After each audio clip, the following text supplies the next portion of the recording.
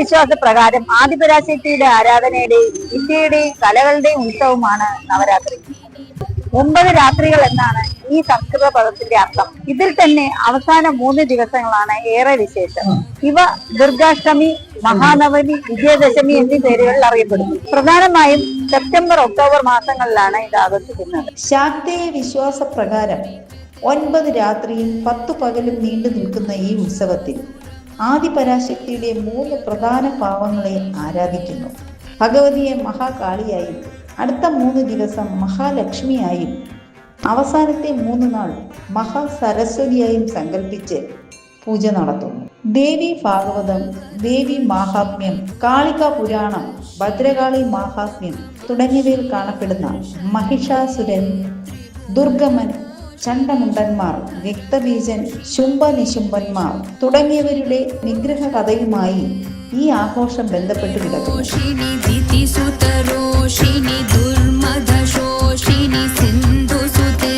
ഭഗവതി ക്ഷേത്രങ്ങളിൽ ഏറ്റവും പ്രധാനപ്പെട്ട ദിവസങ്ങളാണിത്. ആത്മീയ പ്രഭാഷണങ്ങൾ, സംഗീതം, നൃത്തം തുടങ്ങിയവ ഈ സമയത്ത് നടത്തപ്പെടുന്നു. ദുർഗാഷ്ടമി ദിവസം ആളുകൾ അവരുടെ തൊഴിലുപകരണങ്ങൾ ഭഗവതിക്ക് മുമ്പിൽ പ്രാർത്ഥനയോടെ പൂജ വയ്ക്കുന്നു. ഇത് ഒരു ദിവസം കഴിഞ്ഞ് വിജയദശമി ദിവസം പ്രഭാതത്തിൽ തിരികെ എടുക്കുന്നു.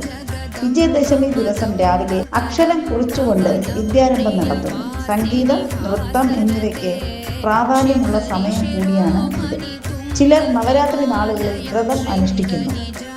വ്രതങ്ങളുടെ റാണിയാണ് നവരാത്രി. നവരാത്രിയിൽ ഭഗവതിയെ ഉപാസിക്കുന്നവർക്ക് ആഗ്രഹപൂർത്തി, സമ്പത്തും ദുഃഖമോചനവും വിദ്യാഭ്യാസ ഉന്നതിയും മരണാനന്തര മോക്ഷവും ഫലം എന്ന് വിശ്വാസം. പലരും 9 ദിവസവും വ്രതമെടുക്കും. അതിന് സാധിക്കാത്തവർ അവസാന 3 ദിവസം മാത്രം വ്രതമെടുക്കും.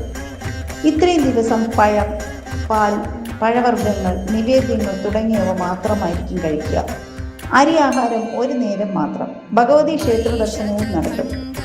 ഇതിലൂടെ അറിവും സമ്പത്തും സമൃദ്ധിയും ദുരിതനാശവും ഉണ്ടാകുമെന്ന് വിശ്വസിക്കപ്പെടുന്നു. ദുർഗാഷ്ടമി ദിവസം ദുർഗയെയും, നവമിയിൽ മഹാലക്ഷ്മിയെയും, ദശമിക്ക് മഹാസരസ്വതിയെയും ആരാധിക്കുന്നു.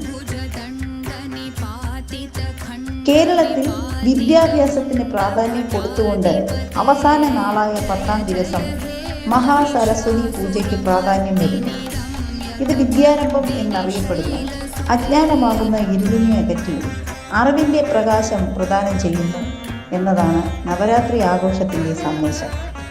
പ്രാദേശിക ഭേദങ്ങൾക്കനുസരിച്ച് നവരാത്രി ആഘോഷത്തിന് വ്യത്യസ്ത ഭാവതലങ്ങളുണ്ട്.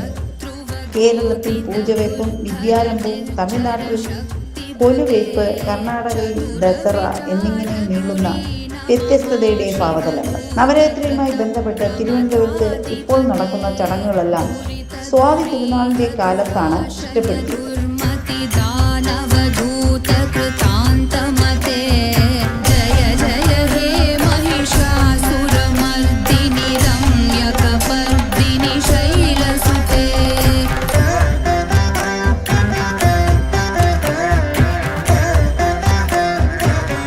വിശ്വാസങ്ങളും ആചാരങ്ങളും മനുഷ്യ നന്മയ്ക്കാകുമ്പോൾ അവ മനുഷ്യന്റെ മൂല്യം ഉയർത്തുന്നതേ ഉള്ളൂ. ഏവർക്കും നവരാത്രി വിജയദശമി ആശംസകൾ.